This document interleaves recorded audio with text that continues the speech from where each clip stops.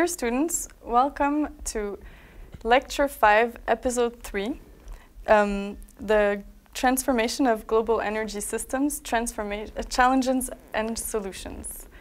Today we have with us Professor Schmid, who just delivered a fantastic lecture, and we're going to be asking him a few questions to clarify and expand our view on the transformation of energy systems.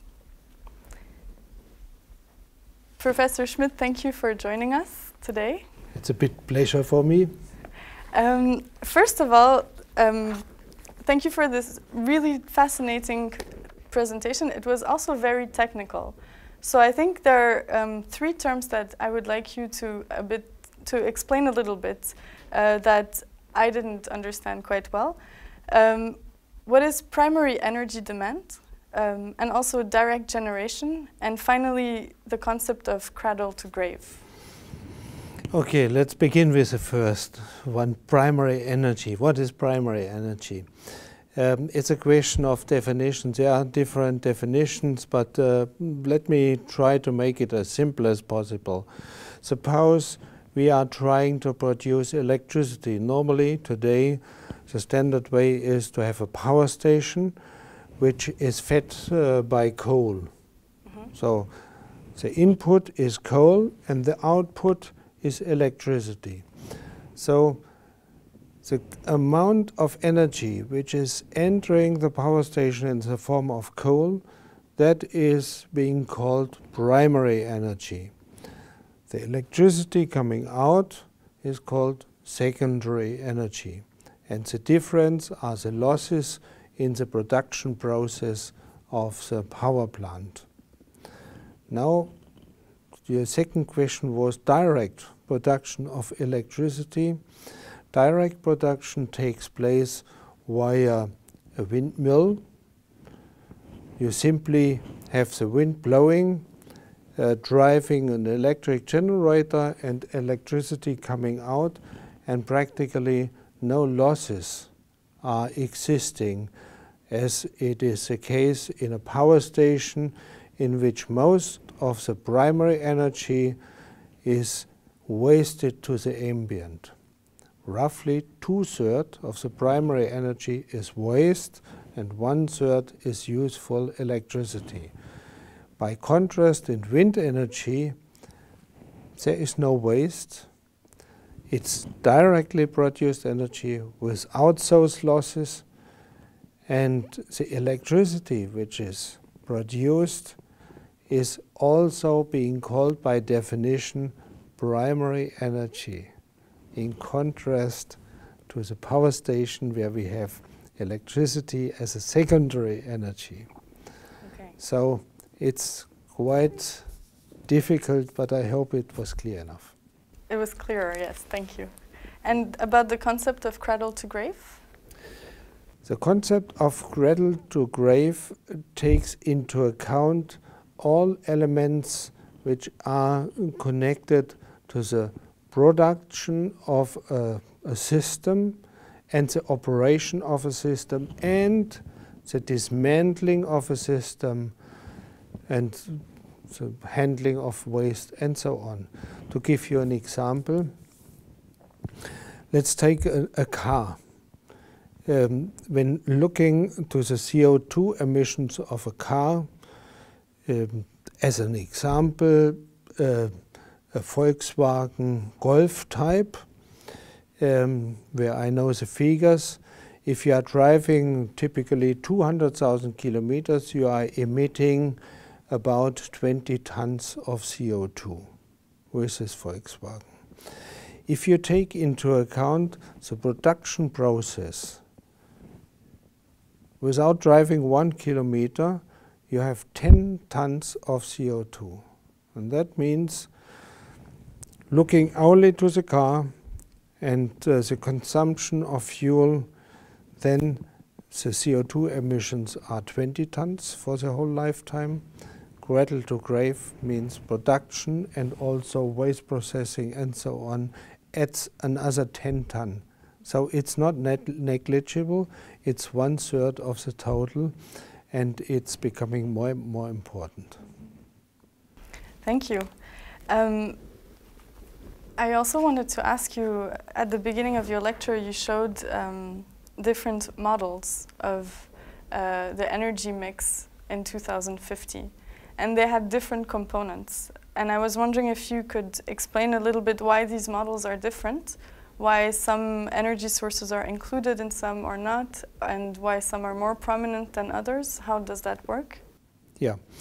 In the diagram which I have presented right at the beginning of my lecture, you could see the history of energy consumption during the last 50 years, and then a simulation result for the year 2050.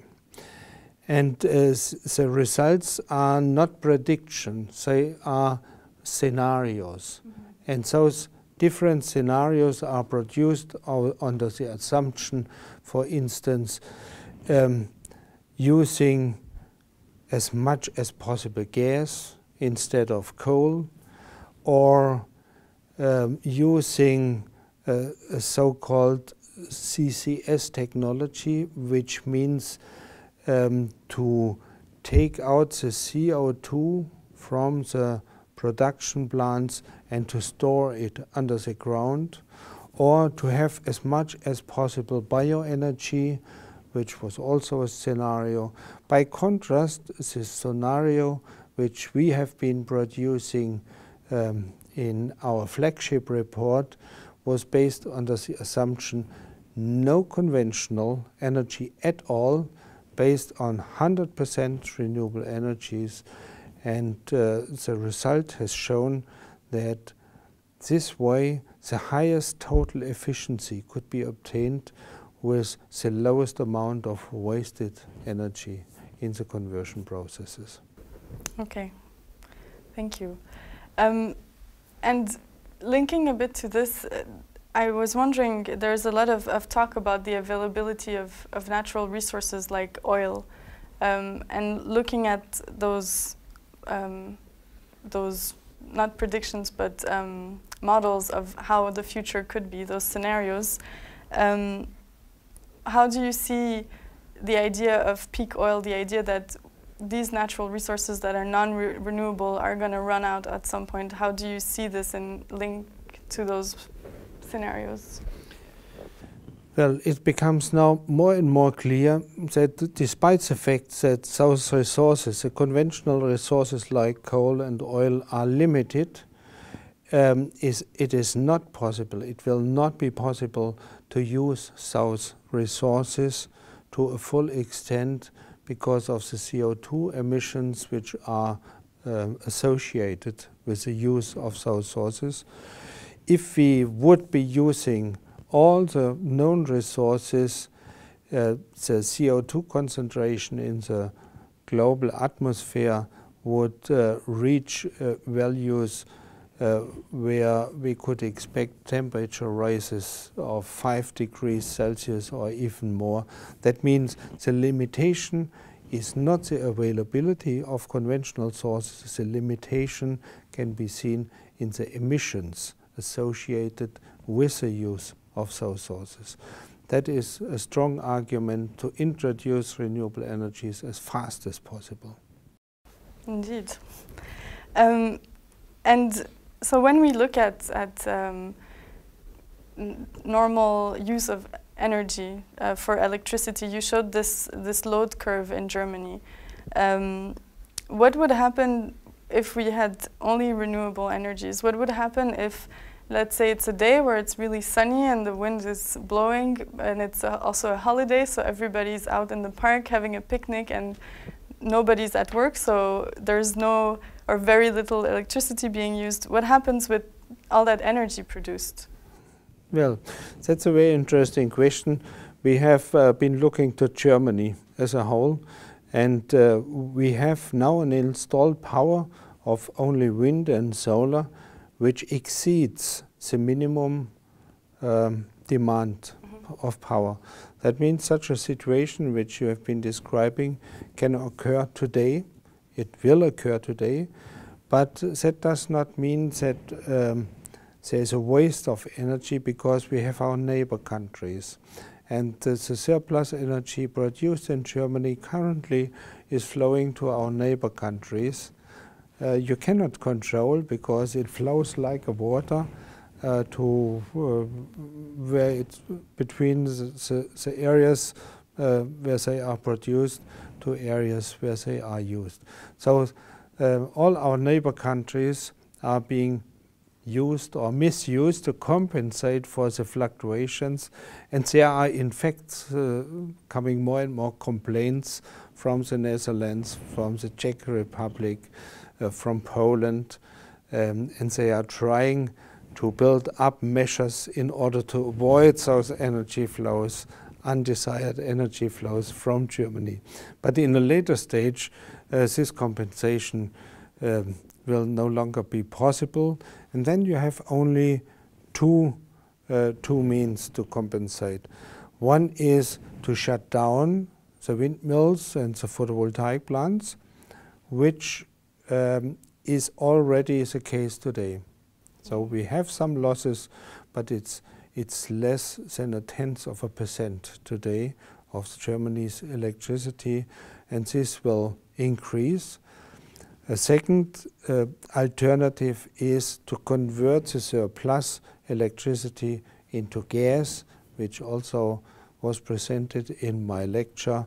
This is quite a recent process, but it has a potential to absorb all surplus energy which is being produced even in a 100% scenario.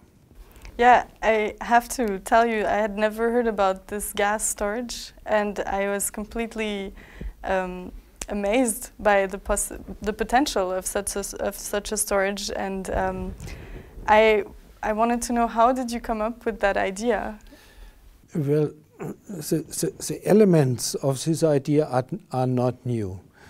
To produce methane, which is what we find in our natural gas, based on hydrogen and CO2, this is a well-established, old-known process which is called Sabatier process. Sabatier is a French chemist who described this process more than 100 years ago. But the application for the power sector, that is something which is new. You know that you can produce hydrogen by splitting water using electricity. This is very well known. But the difficulty with hydrogen is there is no direct use. You have no engines in the cars. They cannot drive with hydrogen normally. The power stations cannot operate with hydrogen. You have no distribution system for hydrogen. And that was a barrier so far. But when now converting hydrogen into methane using this so-called Sabatier process, you can use an existing infrastructure, and that has brought the breakthrough in using this gas-producing process. Fascinating. I also thought it was very well explained in the lecture, because it's quite complex, but... It is, in fact, yes. And also, you mentioned how the surplus electricity was going to Poland and the Netherlands, and they didn't really want it and didn't know what to do with it. But you also showed this big map of Europe and North Africa with all the sources of renewable energies and how they could be connected to each other. So this grid expansion you called. And you were talking about it with the energy flowing from one side to the other side as a very easy and fluid process. And I wanted to ask you, is it really so easy? Like, can really a wind turbine in the North Sea go power a washing machine in Spain, or how does it work? In future, yes, it can. It cannot operate with today's electricity system. We have an alternative current in our electricity grid. It changes its polarity 50 times in a second. That is the so-called 50 Hertz electricity system. With this system, you cannot transport electricity over larger distances rather than 1,000 kilometers without having substantial losses. The supergrid which I have been showing was based on direct current, the same kind of electricity we have in our car. And in fact, you can then realize large transportation systems. For instance, we calculated the losses of a transportation of electricity from northern Africa to the center of Germany over a distance of about 4,000 kilometers, and the losses were below 10%. You see, it's then easily possible to transport big amount of electricity over big distances. Seems very promising. One thing I wanted to ask you about is with those big projects for renewable energies, these renewable energy power plants, so to say, so wind turbines, solar panels, they take up a lot of space. And there has been already in the US problems with wind turbines and this phenomenon of not in my backyard. So people are not against renewable energies, but they don't want to see the wind turbines because they say it destroys the landscape or it makes noise or things like that. So how would you address that problem? First of all, people have to be accustomed to this new visual impact. When you are looking to rapeseed fields, it's something which we have not seen 100 years ago. If you are looking to the skyline of our cities, was not existing before. We get accustomed to that from time to, and it becomes more and more accepted. But nevertheless, there are new developments. For instance, wind turbines are becoming higher. The masts are becoming higher, which allows us to install them into the woods, where they are more or less invisible because people do not live inside the woods. Then we go more and more offshore with large distances. The first wind farm in Germany, the offshore farm, is 60 kilometers outside, so from shore you cannot see it. And you can even go farther by using a recent development, which is a floating structure of a wind turbine, where you can install them in water depths of up to 1,000 meters if you want. So we have no limits in putting those sources in areas where acceptance problems are not existing. Okay. And then who will pay for all this? Because you mentioned, I'm very impressed with the potential of renewable energy and all the emission reductions that it will bring and the obvious efficiency gain that you describe and all this kind of renewable energy mix, making it possible to switch to 100% renewable energy. But who will pay for that? Well, I have also shown that on the long term, such a system becomes cheaper if you are comparing it with conventional energy systems. But for the next 15, maybe 20 years, you have to invest more. And there are different models existing, but one very elegant model we have applied in Germany with a renewable energy law, which means that all the consumers of electric energy must pay the extra cost for those who are willing to install in photovoltaic plants, in wind turbines, in modern biomass systems, and so on. And exactly those consumers, they will benefit from cheaper electricity prices after 15 or 20 years if they are still alive. Hopefully. And I think as a closing question, I believe from your biography that you started out as a nuclear engineer. And I just was curious what made you change to researching and inventing new things to push renewable energies forward? Well, to begin with, when I was a young researcher, I was fascinated about the perspectives of atomic energy. Enough energy for the world, a clean energy, was it called. The most brilliant researchers went into that sector, and I was fascinated as well. But after a time, we began to think about what are we going to do with nuclear waste. That was the most striking problem, and we could not find a solution for that at that time. Safety issues, especially questions about misuse of nuclear material and so on, the so-called proliferation question associated with that. And the more I dealt with these questions, the more it became clear, well, this is not a sustainable technology, it's not a clean technology, it has a lot of risk and so on. And then during my summer holiday, I have been writing a book about solar energy, and I was so fascinated that I lost half of my salary and changed over to solar energy research. So that means it was less salary, but very much more fun, and this fun is still existing today. Thank you so much, Professor Schmid. This was very insightful and helpful. Dear students, I hope you had a good time during this interview and that it answered some of your questions. And see you next time.